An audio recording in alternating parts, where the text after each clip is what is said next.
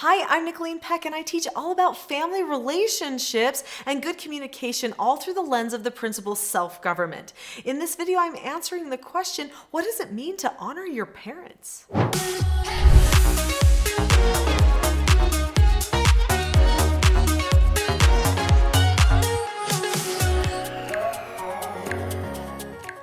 Honoring your parents is something that actually applies to everybody, whether your parents are even still alive or not.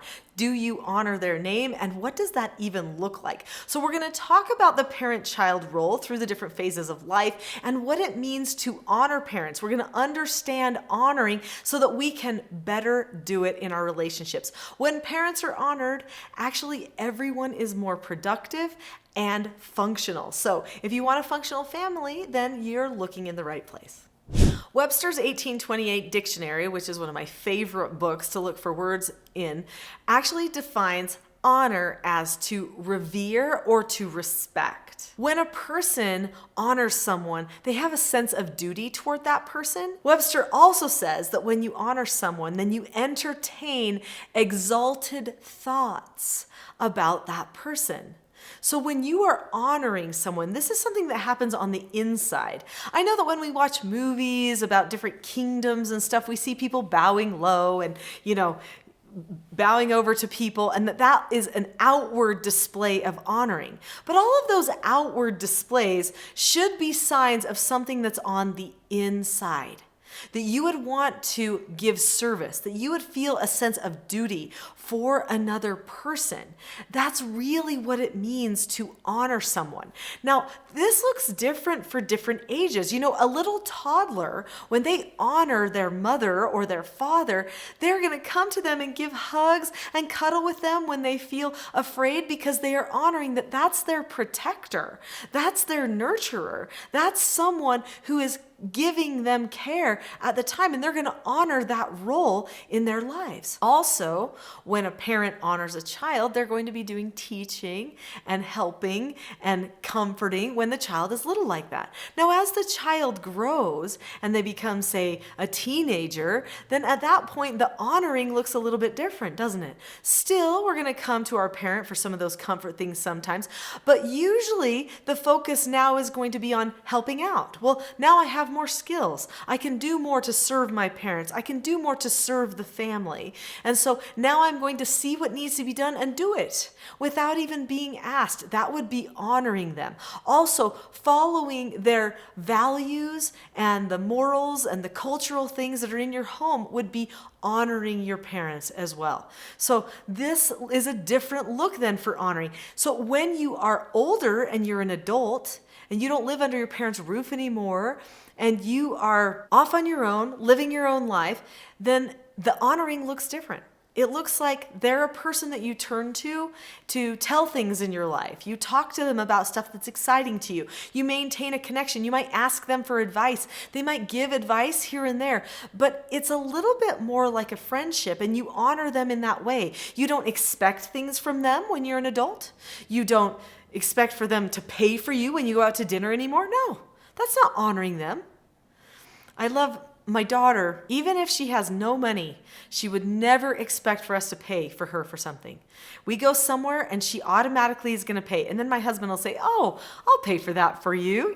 She's a college student or something. She doesn't expect it. When you honor your parent, especially as you're older, then that means that you are taking care of yourself. You're making it so that they don't have to take care of you anymore. That's honoring them. So you see how it looks very different through the different phases of development, which means that we need to understand our roles during these different phases. Years ago, I recognized that people were having a hard time understanding their roles in the family. So I wrote this book called Roles: The Secret to Family, Business, and Social Success, in order to help people see how they could get on the same page in their relationships and how they could improve their communication with each other.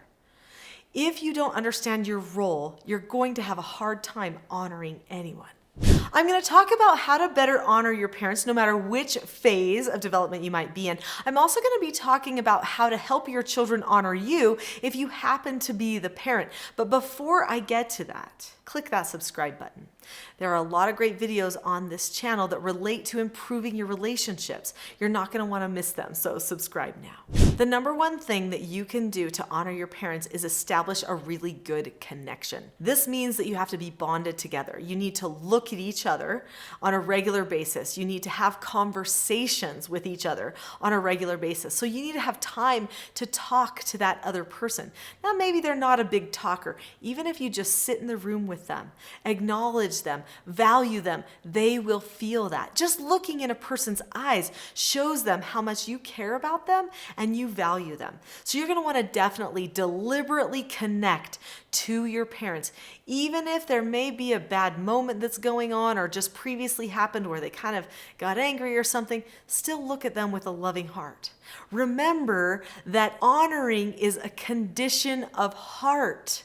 So you need to show that condition of heart with your look, with your words, with your action. I know that it can be hard to take a lot of time to talk, but parents absolutely bond to you when you tell them things that are going on in your life and you act like you want them to know. So whether you do or you don't really want them to know all the things in your life, take some time to tell them things so that they feel like they're closer to you. This one should be a no-brainer, but it's amazing how many people don't do this. And that is just be honest. Be honest in your relationships with your parents. If you are misleading them in any way, if you're trying to not disappoint them so you tell them lies, that is bad. That does not honor the relationship and they will feel disconnected from you. So maybe you're trying to connect with them, but then at the same time trying to keep them out of certain parts of your life. And so you're being dishonest about that. They can feel that. And then there's this disconnection that occurs. So be honest about things. If there's something you need to talk about, if maybe there's something you don't get along about or you have different viewpoints on, talk about it in honest ways, but be sure to accept that they might have a different viewpoint than you. And hopefully they will do the same thing for you. So this brings me to skills. And parents, if you're hoping to teach your children to honor you, I hope you're switching some of these things into your perspective because they all apply. You need to make plans for connection, communication, and always be honest with your children too. And teach them the skills that they need for success. So let's talk about these skills. So I teach parenting all over the world, and this is my main book. It's called Parenting a House United. In this book, I talk about a variety of skills that parents and children both need to know so that they communicate better. When you have good communication skills, it actually shows that you honor each other. Some of the skills for good communication that you can teach your children are actually contained in these 4 books. These books teach following instructions, accepting no answers and criticism, accepting consequences, and disagreeing appropriately.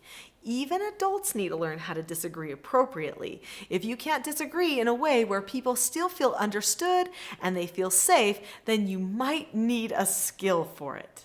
So let's talk about disagreeing appropriately. That's probably one of the best skills that you can use to honor your parents. Sometimes you need to tell them something, and you need to do it in a way that is appropriate and respectful. So when you respect someone, that shows that you regard them highly, which is another way to say that you're honoring someone. So what you do if you have a differing of opinions with another person is you look at them, you keep a calm face, voice, and body, then you say that you understand their point of view. You then share your point of view, listen to what they have to say about it, maybe even repeat back some of what they said so that they know you truly understood what they had to say, and then you say okay and drop the subject. Now, maybe you aren't going to agree with them every single time about everything, but you still have to honor their role as a parent in your life, especially if you're a minor and you still live in their house. Either one or the other of those, you've got to honor the person you're living with and the person who is providing a roof over your head. So you say okay, you drop the subject. If you're already outside the house and you definitely can't agree with whatever it is, then you might say, okay, well, I understand that's where you're coming from, and still choose to drop the subject. There's no point in talking about it again and again. Wearing someone down is not a sign of honoring them. One of the most important things that you can do to honor your parents is maintain a tone of calmness. I have a Calm Parenting Toolkit that I think you will really enjoy. In fact, I would like to give it to you for free. In the description below this video, there is a link to the Calm Parenting Toolkit. The link says teachselfgov.com/toolkit. Click on the link to that Calm Parenting Toolkit today, and you can get the 10 lessons that you need for how to be calm when someone else isn't, how to help them be calm without losing your calmness at the same time. Click on the link now. I'll see you there.